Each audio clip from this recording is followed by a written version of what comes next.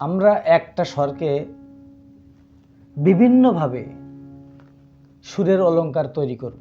কিভাবে করব? যে স্বরটি নির্ধারণ করব সেই স্বরটির আশেপাশে যতগুলো স্বর আছে সেগুলোকে ব্যবহার করে আমরা ওই স্বরটি উচ্চারণ করব।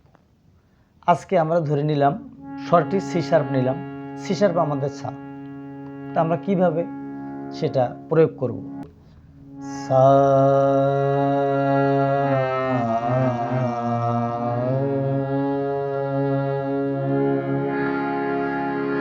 সা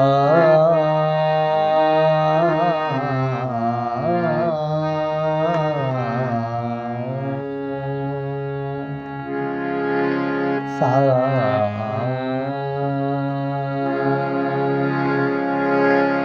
আমরা একটু হাই পাটে বলি, সা